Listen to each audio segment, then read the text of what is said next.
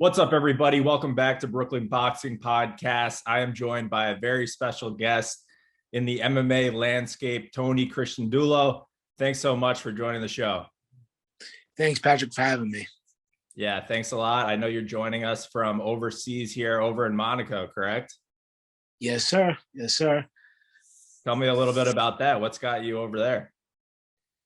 So I retired from fighting a few years ago. And once I retired in the beginning, I was working mostly with just MMA athletes and boxers professionally. And I was only sticking to that. But about 2 or 3 years ago, I started training this guy named Joe Fournier, who is like a very wealthy club entrepreneur who also happened to be a professional boxer. He just fought against David Haye on the Triller show. I didn't train him for that fight, but I trained Joe Fournier for about almost 2 years. And while I was doing that, Joe Fournier told me, listen, Tone, I think that you got an act with people, and with my circle of friends, I know they would love to have you and train with you and have you around full time. I really think that this is a place you could take your career. So I just started trying, I started training high-end clients, working exclusively for like 1 or 2 clients and traveling around the world with them wherever they go. Wow, that's pretty awesome. Yeah, I should have mentioned earlier, I'm in Miami myself. So I do a lot of stuff out of the Fifth Street gym and been down here for a few months. So tell me maybe about like your time over there. And obviously Dino, he's got his guy Daniele fighting this afternoon over in Milan. So good luck to those guys. But yeah, a pretty special place, right? With a lot of different characters, a lot of different fighters and different disciplines. It's like it's a crock pot of fighting. Generally, Dino's always been like that. Like so a little backstory on this. So when I was 18 years old, actually 17 years old, I moved back to the States. I was living in Greece at the time. That's where my family's from. I was born in the States. When I'm 4 years old, I was back in Greece. And I came to Dino's. I came to Chicago. Dino was living in Chicago at the time, and he opened a gym called Flow MMA. And I was looking for a place to train. Now, I was a super fat kid. I was like 265 pounds at the time, 5'6", 265, not an athletic bone in my body. I walked into Dino's gym. I was a blue belt in jiu-jitsu, and I met Dino. I'm like, hey, man, I want to be a UFC fighter. And Dino was like, sure, come back in tomorrow, and we'll train. No big deal. And since after that, I went to every other gym in Chicago, and everyone else kind of laughed me away when I told them I wanted to be a UFC fighter, except for Dino. So I went back with Dino, became super close, and Dino trained me, got me down to like 145 pounds. So he's been my first coach since MMA always, until I did make it to the UFC eventually with Dino. And Dino moved to Miami in, I think it was 2011. I think 2011, 2012, and I moved with them. And I even helped set up the ring in the first Fifth Street gym. So I've been there since day one. Yeah, so you're a day one Fifth Street guy. And how old were you when you first stepped into the gym with your blue belt? I was about 18 years old. So about 17 when I came to the States. 18, I think I first like stepped into Dino's gym because I went looking around to tell people like, hey, I want to be a UFC fighter. And like most guys were just kind of like, come on, man. Like, oh, you can take the beginner's class if you want, And yeah. How did you get to like, and I'm kind of curious now, like you mentioned you had like the weight issues but during like that period, you were still a blue belt in jiu-jitsu, which, it still takes a lot of time to go from a white belt to a blue belt, right? I mean, it's not not overnight.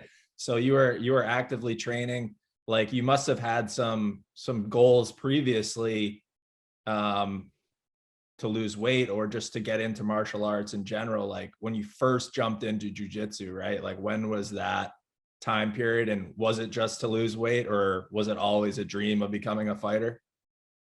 So I really was into pro wrestling when I was a kid, like really into it. Like I had moved back to Greece. My father wasn't around. I didn't even meet my dad until I was like 6 years old. And so my mom was really worried about me becoming like a sissy boy, and she was going to get picked on in school. So she like didn't know what to show me. So she showed me pro wrestling, and I like went crazy for it. And since I was a kid, I'm like, I'm gonna be a pro wrestler, since I'm a child. I mean, to the point it was like ridiculous. Even when I became a teenager, I accidentally watched a UFC video. I accidentally just got brought in because I would order tapes from the States. And I accidentally got a UFC tape with a bunch of my pro wrestling tapes. And I was like, what is this? It was UFC 1. And I was like, this is the coolest thing ever. Holy shit. Like, this is for real. Like, how is this? I want to do this. So I started training jiu-jitsu with like a purple belt coach because there wasn't very much in Greece. Like, that was the only jiu-jitsu we had there, basically. And I had a purple belt coach. I took quite a natural good. I was always pretty good at contact sports. So I was kind of a rough kid, and I kind of hung around the more rough crowd, and that was just the environment I was more going towards generally, maybe because of the pro wrestling. My mom overdid it there, but I generally, so I took well to it immediately, and I didn't want to lose weight to become a fighter, to be honest. Like, I didn't have like this, I'm gonna lose weight to become a fighter. So my dietary habits were terrible. My relationship with food was not good, obviously. But at some point, I was starting to think, like, man, am I ever going to try to do this pro wrestling thing, or am I going to become a fighter? So I said, I wanted my whole life to do this pro wrestling thing. Let me try to do this. So around 16 years old, I first went to Allentown, Pennsylvania, and I started I lived with Afa, the Wild Samoan. They're from the Wild Samoan brothers. They're the uncle of Dwayne Johnson, The Rock. And I did pro wrestling with them for quite a few months, and I was wrestling. And as I was learning how to be a pro wrestler, I was like, this ain't for me. Short and fat doesn't work in this industry, But I started losing a bit of weight doing that, and now, like, I need to be a fighter. I need to. I like that. I didn't want to just go. I didn't jump from that to being an accountant. I went from being like, okay, I'm not gonna be a pro wrestler. This ain't gonna work out. And I like the real deal. I was already into jiu-jitsu. Like, I need to be a fighter. And once I went to the States, Dino basically was like, yeah, what are you going to do, fight heavyweight? Like, you're 5'6". I'm 5'9" now. But I was like, you're 5'6".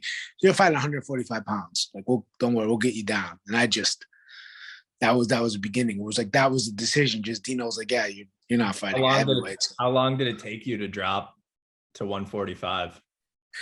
Well, I dropped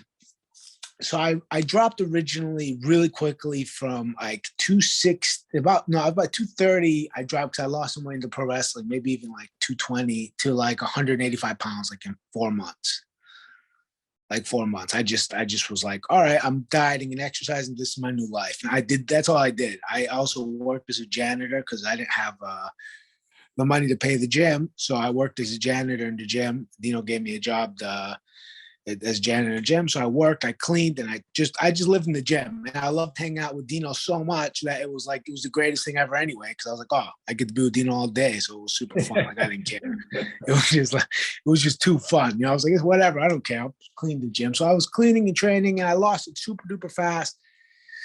And then probably took me another like 4 to 5 months till I got down to 145 pounds, where I had my debut match. At that point, I had my debut MMA match at 19.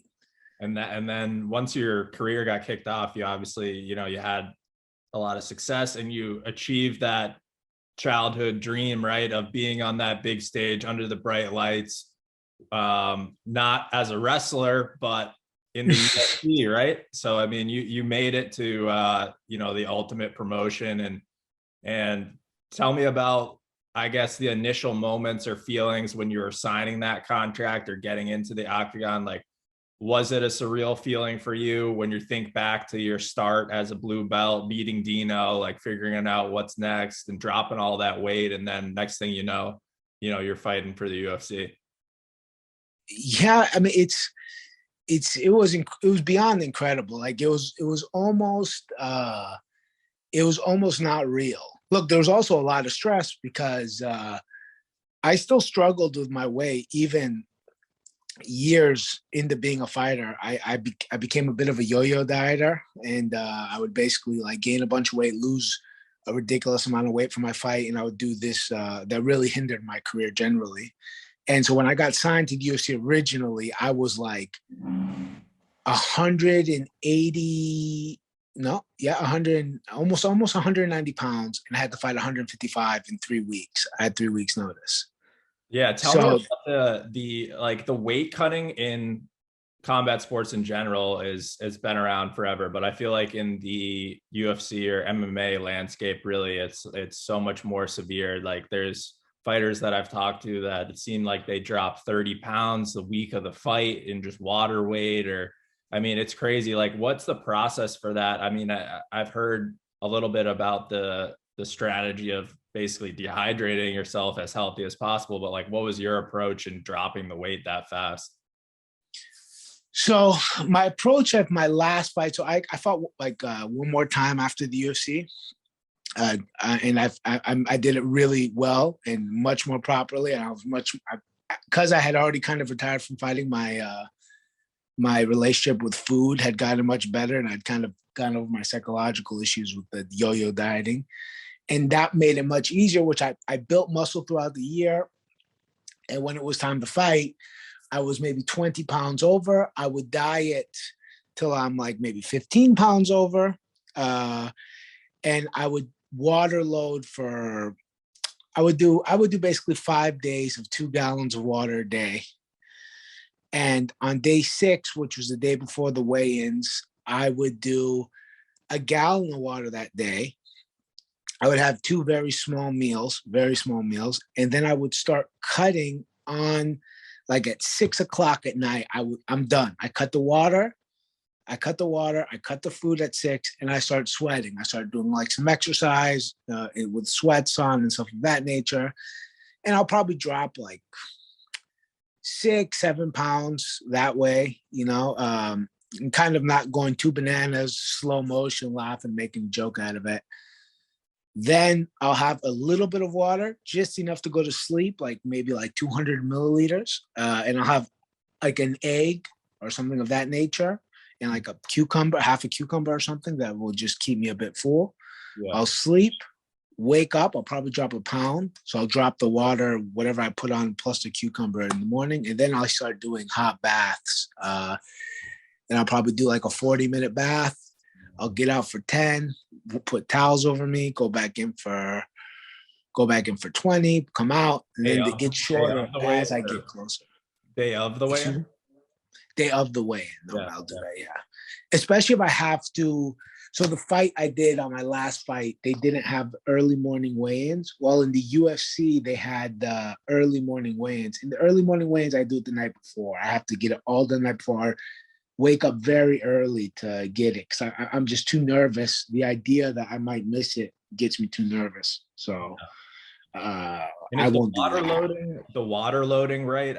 That's just to kind of get your body just peeing a lot, right? So you're like flushing it out, and then when you start cutting back the water, it's still kind of releasing. Is that the strategy? That's a general concept. So there's some I used to know it. I don't remember now, but there's some hormone that's created that helps you urinate and excrete water in different various ways.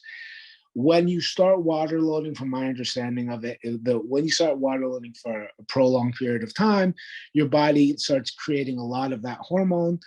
When that happens, you will keep sweating and peeing out, and you'll realize as you're water loading, like you're in the beginning, you're peeing every 3 seconds, and then Yeah. as the days are passing, you're still peeing every 5 minutes or so, and you're sweating like you do like a little shadow box, and you start dripping sweat.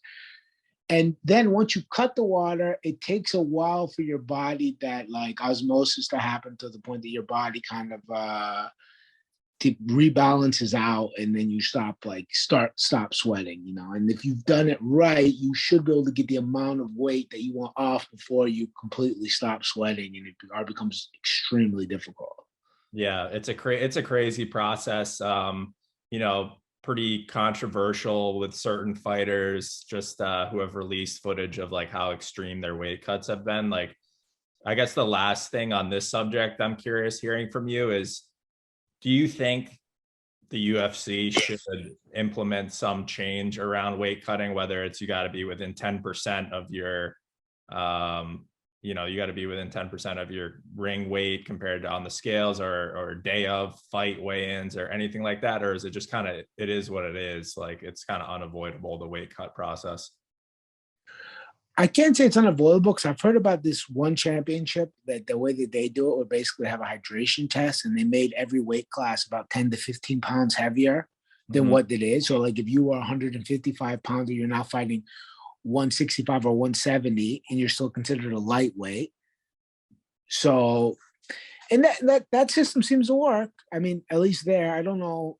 I don't want to say it's corrupt or anything, but I don't know how it's going down there, what's going on. I don't know many fighters there to tell you, but from what my friends have told me that have fought there, it seems to work pretty well, and it doesn't let anybody cut weight. So maybe that's the best way to go about it. But Yeah, overall, maybe. generally, fighters have gotten much better about it. Like even than in my during my heyday of fighting in like the 2014-15, we were still getting the more of the Wild West. I think since UFC has opened the Performance Institute and since it's become more widespread and all the crazy videos that popped out and the guys crying and people seeing the horrors behind it, I think slowly you've seen guys move up weight classes and you've seen guys just generally trying to cut less.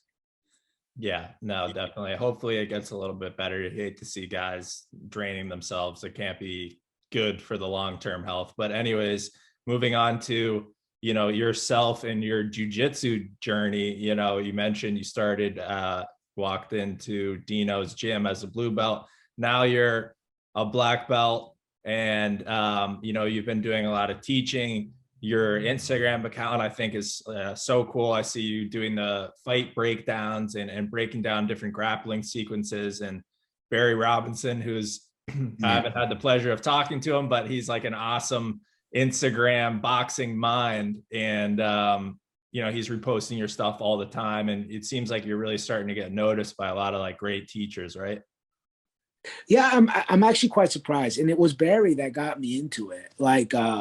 So I trained with Barry. I fought in China at some point. So my career took once I was with Dino in the beginning, I was with Dino, I stayed with him, and then I started traveling around the world to fight because I basically wanted to find any opportunity I could. I didn't have much money and I didn't want to have to work a full-time job and fight. So I just took every opportunity I could worldwide.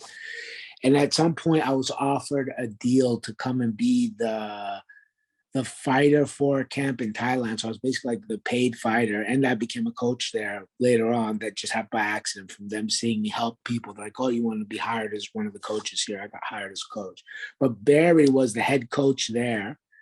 So I trained with Barry there and through many, many deep discussions, because there's literally, I really don't believe there's very few people, maybe John Danaher, that or have thought about fighting as deeply as Barry Robinson, like into that extreme. That's the truth. Like he's a difficult guy at times. I mean, I know a lot of people that I work with him are like, well, it's difficult, but he is very, very good at what he does, and he thinks about this sport very differently in a different. He thinks it in a very regular sport way, like you would basketball or football or any other sport. You would break it down and you would think about things not so simple, like, oh, you got to touch him up, man, touch him up. It's not so simple, right? Like you don't tell a basketball player like, yeah, make sure you shoot better. Like, no, there's more mechanics that are put into it. Like there's more drills that are made for him to shoot better. Like you don't see Steph Curry, his coach, talking about, that's just how he shoots. No, it's not how he shoots. It's not. We don't talk like that. Like there's a way we train people for the NFL. There's a way we train people for the NBA. There should be a way we train people for mixed martial arts or martial arts in general. And Barry has that thought pattern, and I agree very much so. And Barry has always told me that I have a mind for it, and I should do it. And I've kind of avoided it because after I was done with fighting, I struggled to find. I really struggled to find what I'm going to do with, like, how I'm going to have the success that I had, more than success I had in fighting. Like, I'm like, oh, do I want to have a world champion? But the struggling to make enough money while, teaching privates and this and that at the same time, trying to take care of my fighters. I didn't like the balance. Like I would either go too much for my privates, making too much money, or go a lot towards my fighters, and I would have no money in the end of the day. So I kind of was like, forget it. I'm done with the fighting aspect. I'll just train every day, Joe's, and try to make money. And I don't want to take some kid's career in my hands and not give 100%. Like I was just too worried about doing that to somebody.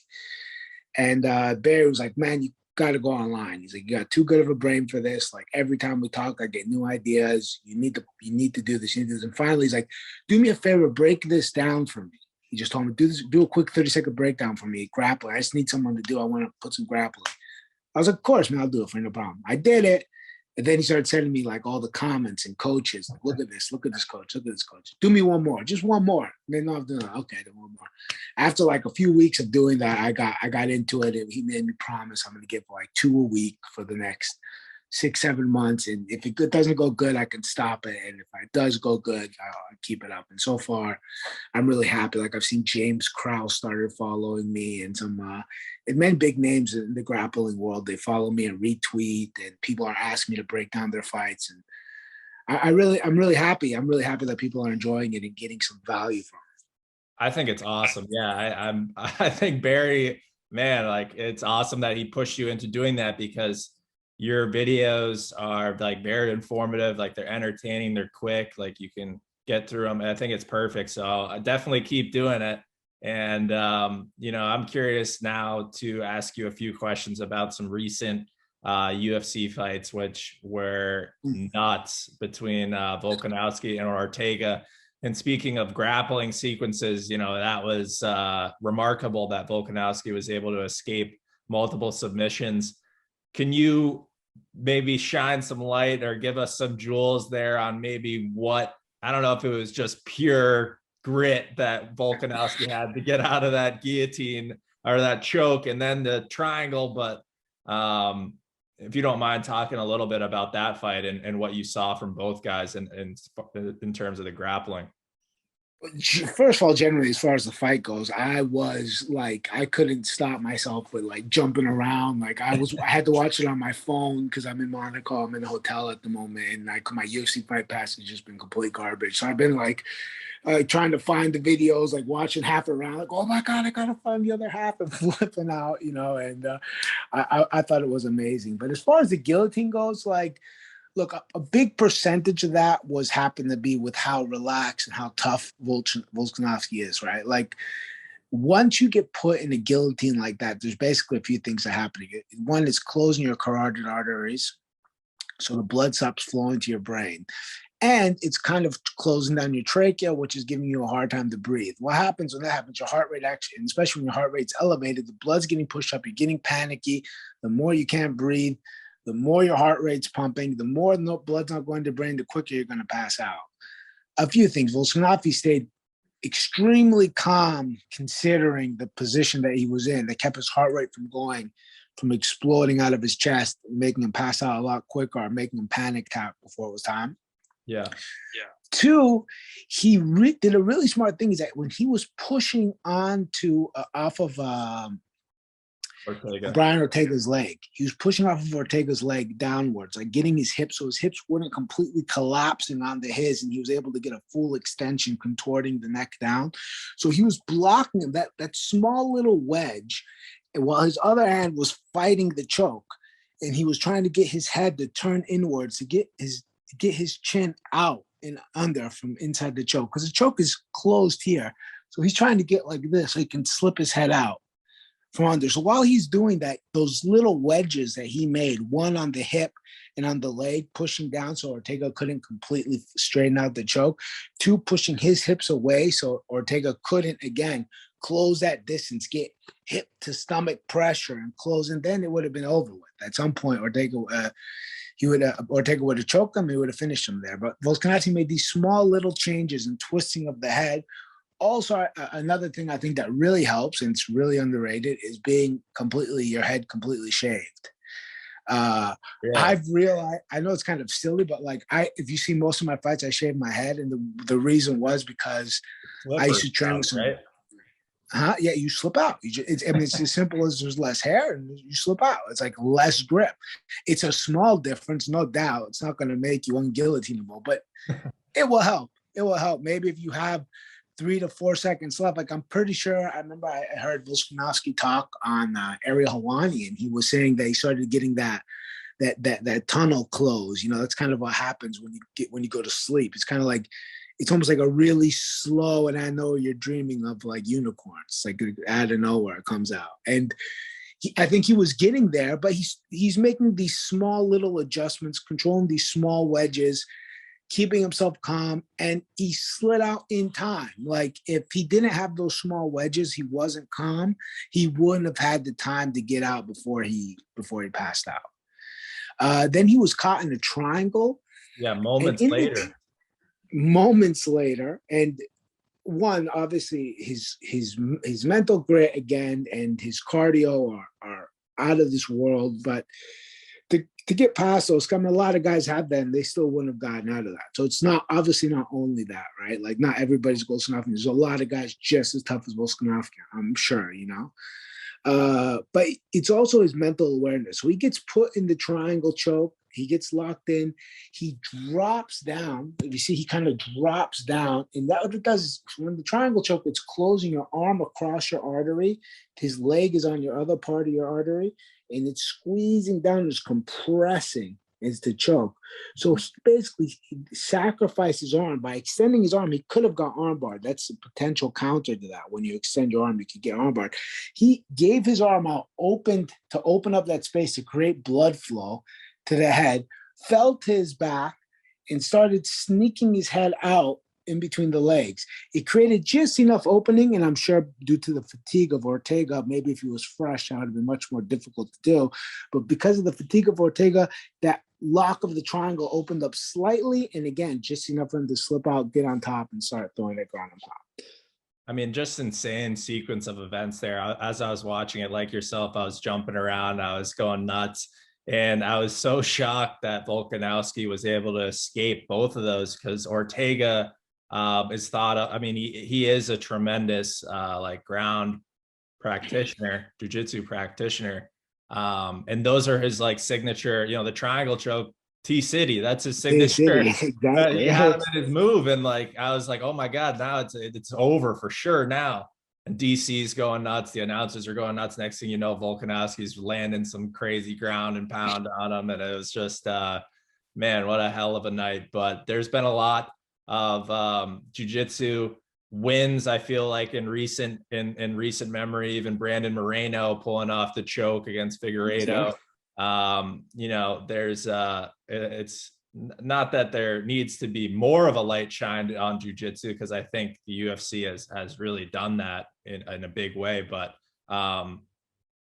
there's always submission wins on these UFC cards. It just shows the importance of that martial art. Well, look, I think MMA has gone through cycles, and these cycles have happened like a few times already, and they're going to happen more because it's such a young sport, right? Like if you look back in the beginning of MMA, but when we're talking about it from like the no holds barred era, jiu-jitsu dominated from the standpoint of like Royce Gracie, and then in Pride you had guys like Rickson Gracie, and then you had Renzo, and you had the entire Gracie family, and you had their lineage of students, and for the most part they were winning. Like the overwhelming majority, like they didn't win every fight, but they won most of the fights. Yeah. And grapplers. And then we went from that style of grapplers that were winning. Then we got to wrestlers, and we had these guys that basically didn't know too much about jiu-jitsu, but you know, you taught them how to avoid an armbar and a triangle choke, and they're big, strong, and they've been grappling their whole lives. And then you got these monster American wrestlers like Mark Coleman, Dan Severn.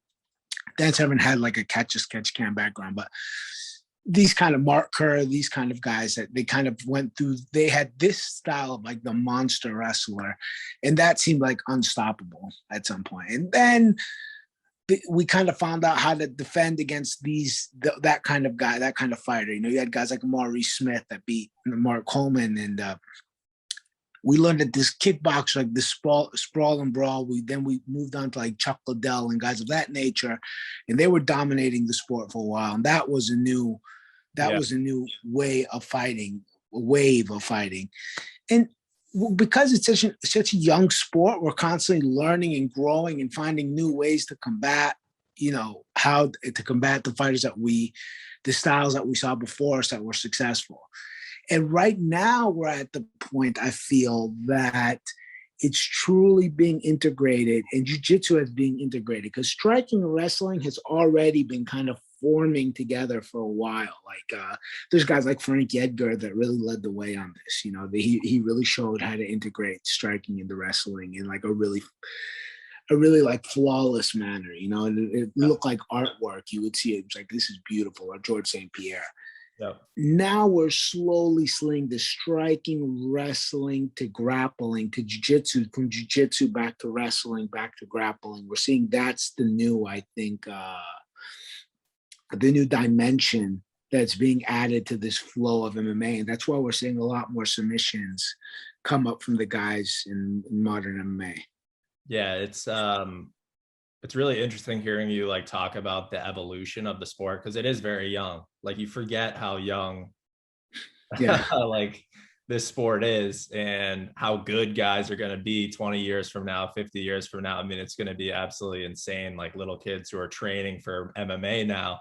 I can't imagine, because guys really, I mean, most guys in the UFC, I feel like at this point started in one discipline and then picked up the others. Like not a lot of guys are really just pure MMA guys from the start.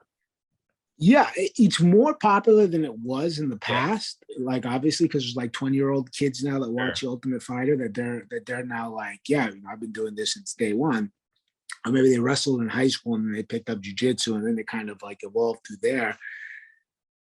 But it's not to the point that everybody's like that, and that's what it's going to be soon. And like when it is that, can you imagine like what it's going to look like? I don't even have a clue what this is. I don't know. It's gonna be like more fights like Ortega and Volkanovski. Probably it's gonna be just Yeah, I think it's going to be like I think it's going to be like the Brandon versus Figueroa fight. I think it's going to be like the Ortega versus Volkanovski fight. I think we're going to see more and more of these kind of like exceptional high level striking, high level grappling, high level cage work, high level scrambles, and high IQ fighting. You know, we're going to be seeing people that are planning, coaches having play calling during fights. Like you're seeing it more and more now. Um, we're going to see like habits getting called out that have been happening, you know, over and over, and kind of like just old habits getting killed. And I honestly believe, and this is kind of controversial, like I believe that the striking in MMA is going to evolve to a point past boxing because of the way boxing is taught, in my opinion, hasn't evolved in a long, long time. And I always say that, in my opinion, boxing, if you consider regular sports training a science, boxing training is a religion. It's about faith. It's faith based. It's very much like this kid got it, or he don't got it, or it's cream will rise of the cop, or he doesn't stick his jab out. There's not much thought, and there's not like a very detailed programming way of training people in boxing. And I think the reason for that is that it stopped evolving at some point. Like it stopped becoming necessary to evolve. While in MMA, because it's so young, because it's so competitive, you need that little like that whatever little advantage it could be, you know, whether it's like I need a new strength conditioning coach, I need to be better on my diet, I need to be better at jiu-jitsu, I yeah. need to incorporate my striking, my grappling. That competition is driving the growth of the Yeah, sport. And I think that makes sense. I mean, the what I'll say about boxing is, yeah, I think like a guy like Malik Scott, who's Deontay Wilder's new trainer, I think and he's a friend of Barry's as well, and I think thinks, you know, so deep about the sport of boxing. He just lives, breathes it. So he kind of is definitely like a new age trainer, I believe, and is bringing like different thought processes into fighting. But an interesting topic that I've spoke with a few fighters and guys like about boxing is today's game compared to 20 years ago, or you could go further back and you say like, are the fighters of old worse than the guys now? And it's usually the opposite. Like you look at Tommy Hearns and Sugar Ray Leonard and Hagler and, you know, the heavyweights of that era and all these guys, and you say, hey, I think they would kind of, you know, dominate in today's game in their respective weight classes. I mean, of course, Mayweather, but you get what I'm trying to say. A lot of these old school guys would do very well now, And that's usually never the case in any sport because the sport is constantly evolving and guys are getting better and better. So boxing, it's like the rate of improvement for fighters is not, it's not a consistent upswing. And yeah, and I agree 100%. And I think that's why I've come to that conclusion. Like, not that I don't think that some guys are like, I think that there are guys like Canelo Alvarez, I believe, Yeah, is could compete definitely. with anybody at any point in time in the history of boxing. And I think it's almost sometimes the nostalgia gets the best of us. Like, well, is LeBron James as good as Michael Jordan? Well, at the time of Michael Jordan, he was the greatest of all time. And I'm a much bigger fan of Michael Jordan, like as a player. Like that was one of my childhood heroes. But if he could, Michael Jordan do what he did back then today, I highly doubt it. I highly doubt it, right? Like it seems unlikely. But do I believe that like the Roberto Duran of his prime could compete in today's divisions? Yeah, I believe he could very well compete. And I believe Canelo might also be able to compete then, but it's almost interchangeable, maybe with slight increases, not to the near the level of other sports. Yeah. Like from if you go back to the 1980s and the guy that ran the fastest 100 meters compared to today, we're not even on the same. We're not even playing the same sport anymore. Like he wouldn't even be on the bench. The gold medalist back in the day. Now in boxing, that's not the case. Those guys can come in here and work. And MMA, forget about it. Like, okay, MMA is too much of a baby. I don't even think it's fair. But in MMA, a champion from 1998 or from 2002 or whatever, he's not going to do anything today. He's going to get embarrassed. It's not even going to Yeah. be fun to watch the fight. And I think there's two reasons for that. One, most boxing gyms that I've been to most in the world, this is worldwide, when they teach boxing, they teach the same thing. And either you're kind, and I see the people who develop either they're kind of good already. They're kind of like they got it, they kind of catch it naturally, they're good, or they're not. And the guys that aren't, they stay kind of like shitty. And the guys that are good, they keep getting a little bit better, kind of on talent alone and like naturally figuring out. And they do a lot of their training is bashing each other's head and sparring, full blast. Are they hitting the pads, which that wasn't how Hearns trained. That wasn't how Hagler trained, hitting the Or pads. Ali, yeah, Ali was Or big Ali. heavy bag. He never hit focus mitts. Yeah, and so what are these methods of training and development? They really haven't been like pushed. Like no one's like, hey, this is how we develop a boxer. And there's some coaches like that I really rank highly on this, and like Barry Robinson's obviously one. Dino's one that I rank really high.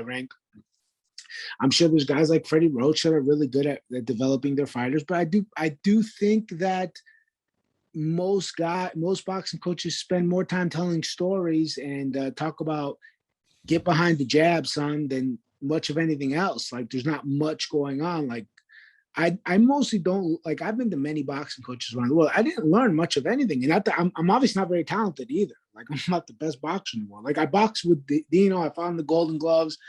I made it to the semifinals at some point. I mean, I was half-assed at Yeah. best, no doubt about it, right? I'm not pretending to be anything good, but I didn't get much from many people. Like I got what I got from Dino, and I got a bit what I got from Barry, and I got like little bits of stuff from some other guys. Like nothing that like drove home that I felt like, man, my game's changed. Well, I've gone to jiu-jitsu gyms, went to one trainer, and left with a different game. By the time I came, when my flight got back to wherever I was going, I was a different competitor. When I got on the mats, I was a different guy. Like I had a different tool set that I could drill. I had a move. I knew how to train that move, and I knew how to execute that move and how to practice it. While in boxing, you're giving me a lot of theory, but there's no test. There's no actual work. My only test is this is how you do it. Get behind the jab. Okay, hit the pad. That's a little different than the fight. Maybe punch the bag by yourself. And now let's get in there and spar this guy. And let's see what happens. Like, yeah, that's a game. And then you get punched in the face hard a couple of times. You go back to whatever you're good at, and it rinses and repeats. Yeah, no, it's definitely it's an interesting topic about just the overall development of boxing, the training methods. There's a lot of old school guys. Not all bad, some of them are great coaches. But the overall development, I feel like, has been sort of stagnant. And you can see that through the pro ranks, and there's not a huge improvement from the last 20 years, let's say, how we talked about. But to switch gears a little bit, one thing I wanted to talk about, I just think it's kind of a cool story and get your perspective on it, is when the Gracie brothers were dominating the jiu-jitsu scene and winning those early no hold barred fights, then you had a guy in Japan, Sakuraba, right, who came over and he said, I'm going to be the Gracie killer. I represent Japanese jiu-jitsu, not this Brazilian stuff. And he was, he was collecting Gracie heads for a while. I'm just kind of curious, like, from your perspective as a jiu-jitsu guy, and obviously someone who's very knowledgeable, like maybe the differences in his game to the traditional Gracie style, and like the differences between that Japanese traditional style, like where it originated, and now what's become more popular in BJJ. So Kizushi Sakuraba was a pro wrestler, and he trained in the shoot fighting style of pro wrestling, which is more of a catch as catch can type of wrestling, which back in the day was real, like originally, and it basically was a type of submission grappling, right? So it was like a wrestling with submissions, with a heavy emphasis on like pins and like attacks for submissions, not so much positional attacks for submissions. Like that, like maybe the difference would be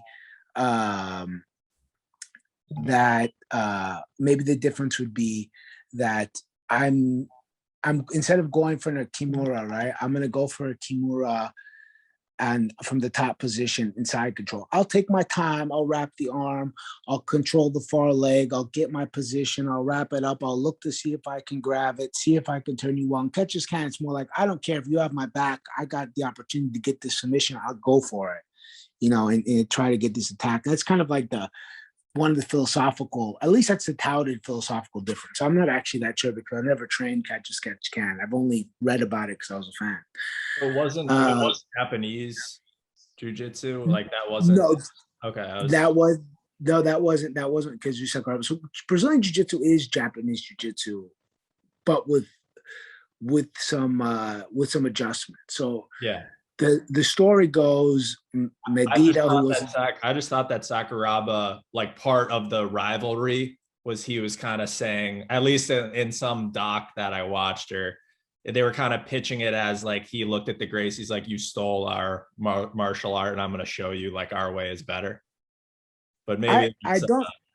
Maybe that was what it was touted, but I know his style. He comes from Carl Gotch's lineage. Carl Gotch was a very famous pro wrestler back in the day, and in Sakuraba was a decently, not very famous, but a decently famous shoot wrestler in the UWFI, which was the Shoot Wrestling Federation at the time, which was basically a very hard, strong style of pro wrestling. It was still scripted, but it looked very much like an MMA fight.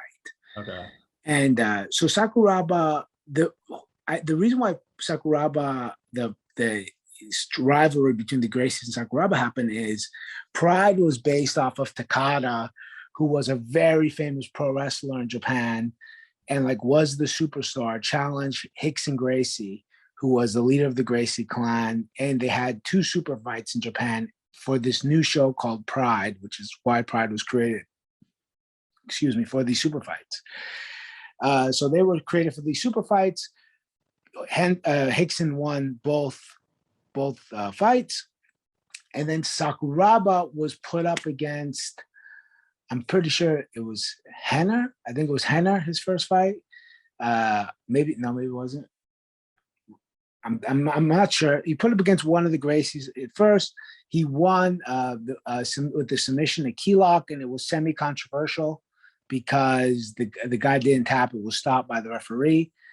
And then Hoyce fought for the honor of the Gracie family and had a special rules where it couldn't end. It could only end by stoppage, and they fought for 90 minutes. Yeah, and Hoyce fought in the gi, which is fucking insane. I can't imagine being in a fist fight for 90 minutes of any kind. With no rounds, right? Just straight.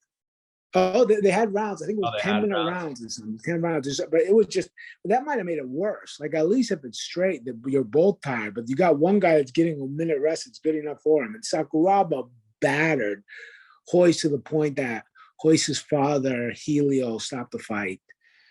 Um, and then that became like he's known as a Gracie hunter. He became Japan's legend, the guy that could beat the Gracies, you know. And then he fought Henzo in a very famous fight. He catches Henzo Gracie in what is called the Kimura. So Henzo Gracie had his back and had his hands around his waist as if he's going to take him down. Mhm. Sakuraba weaved his one hand under or over the tricep in between his elbow and forearm.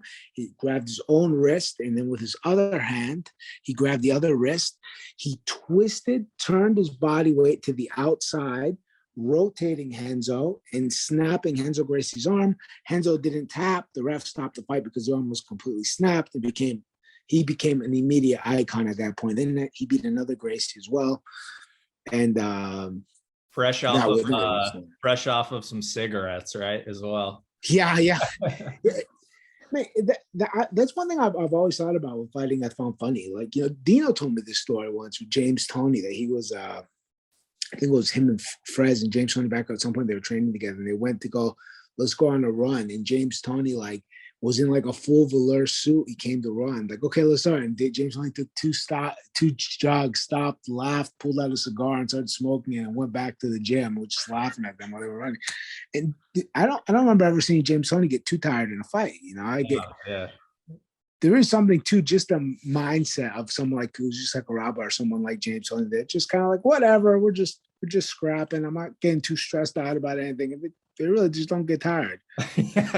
Yeah, no, I get what you mean. Like there are guys like that who just have kind of sneaky cardio. I mean, Sakuraba obviously had it. I mean, I saw stories like in the locker room literally before the fight, he'd be like smoking cigarettes and like, you know, hanging out, like Yeah. fighting for 90 minutes. So he clearly had something going on with his cardio. Man, I think it's like a level of relaxed, like a level of tranquility in their general demeanor and their general being in the ring and their comfort in a fight that it's so not intense for them like it is for other people that like everybody else is on high octane 9 and they're like on like a 4 and they're just in there like, yeah, whatever, I'm getting smashed, it's okay, I'm gonna just move over here, do a little, like it's too relaxed, like there's nothing going on to get too stressed out about, get too tired. That probably is what it is. Yeah, they got like a super low heart rate or something. There, I don't know. Yeah. It's incredible. Well, I remember I had a fight once. And I fought this guy he was like a super like tough kid. He was 7-0 Bulgarian guy. And I was fighting him in Greece. So it was my first fight ever in Greece at this point. I was on a 3-fight losing streak. This guy 7-0. And I'm thinking, man, if I lose this fight, my career is over, you know? And I'm like the main event in Greece. It was the first MMA event ever in Greece. And there's like all my family's there. And I come out the gate and I normally have great cardio. It's one thing, I've never been a really muscled guy. Like I'm way more muscled now than I ever was as a competitor. Like, and I came out and just the fact that I was like on 10, you know, on 10, I was getting gas from everything I was doing. Like every movement I was making, I felt like I had to take a deep breath. And finally, like at some point he caught me in a really tight guillotine and I escaped out of that, and actually escaping out of that, and I kind of realized, like, man, this guy ain't shit. Like this guy really don't got shit. Like I was fighting like an idiot, and he still don't got shit. And I kind of calmed down and then beat him up for the rest of the 3 rounds. It was fine, but like I was so tired in like the first 2 minutes of the fight that I thought I'm gonna pass out. Like I really don't have any cardio left, and I was just so over the top, excited and nervous and whatnot. Yeah, it's just like that adrenaline dump maybe like that got you early. Exactly. Yeah. It's like an adrenaline dump, and it's like there's this feeling of anticipation. You know, like it's like I'm anticipating this like major explosion conflict between me and my opponent, and I that anticipation as it grows, if it's really large, it zaps you. You know, it zaps you a lot. Like if you ever if you ever been on like, if you ever like wait to get hit and like someone's like, I'm gonna punch you in the stomach, and they don't hit you and they just fake it and like you let go, you almost feel like it's like you almost like you lost like so much energy waiting to get that hit, you know. And if you're over anticipating the fight for everything, the fear of losing, your family being there, excited, the win, the loss, everything, it can feel like it just like sucks whatever little bit of cardio you have. Well, if you go on there and like, whatever, I'm here to do what I'm gonna do, and it is what it is. You're just fine. You just don't feel anything. Yeah. Yeah. It's true. It's true. You got to be relaxed, right? I think like a lot of the top athletes in any sport like have a way to have unreal composure and show up relaxed, and that helps them perform. Yeah.